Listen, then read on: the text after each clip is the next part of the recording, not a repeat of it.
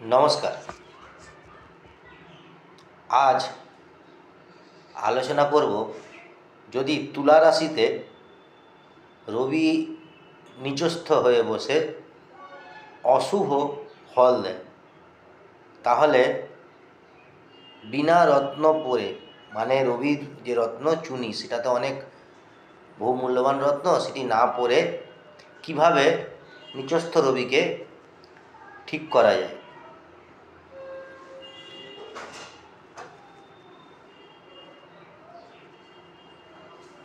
এতে শিব মন্দিরে বা নারায়ণ মন্দিরে তামার বাসন দান করুন।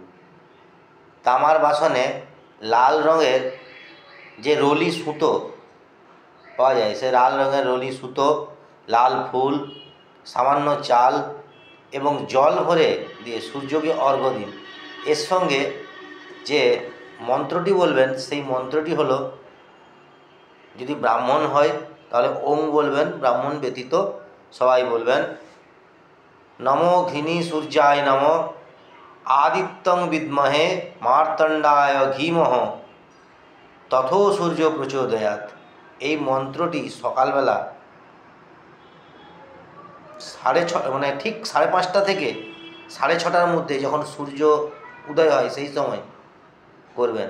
তামার ঘটিতে যে বললাম, লাল ফুল, সামান্য আতপ চাল এবং লাল রলি রেখে সামান্য কিছু তিল দেবেন, কিন্তু সেটা মোটেও কৃষ্ণ তিল নয়, সাদা তিল। তিল দিয়ে মন্ত্রটি জপ করবেন। আবার বলছি মন্ত্রটি হচ্ছে, নম ঘৃণী সূর্যায় নম, নম আদিত্যং বিদ্মহে মার্তণ্ডায় ধীমহ, তথো সূর্য প্রচোদয়াৎ।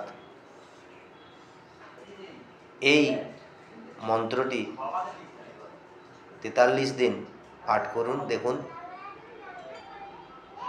রবি আস্তে আস্তে আপনার জন্মছকে ঠিক হবে এবং উচ্চস্থ রবির মতো ফল দেবে। ধন্যবাদ।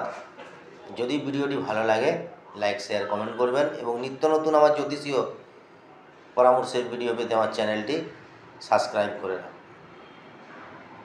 এবং আপনারা যদি আপনাদের নিজেদের হস্তরেখা, কুষ্টি এবং বাস্তু বিচার করাতে চান, তাহলে আমার স্ক্রিনে দেওয়া নাম্বারে যোগাযোগ করতে পারেন।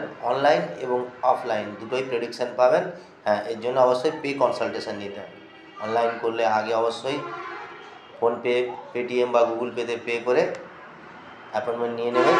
এবং অফলাইন করলে আমার চেম্বার গোয়ালতোড়, ঝাড়গ্রাম, মেদিনীপুর, কলকাতা, বাঁকুড়া এবং পুরুলিয়া, এই জায়গাতে আপনারা অ্যাপয়েন্টমেন্ট নিয়ে আমাকে দেখাতে পারেন।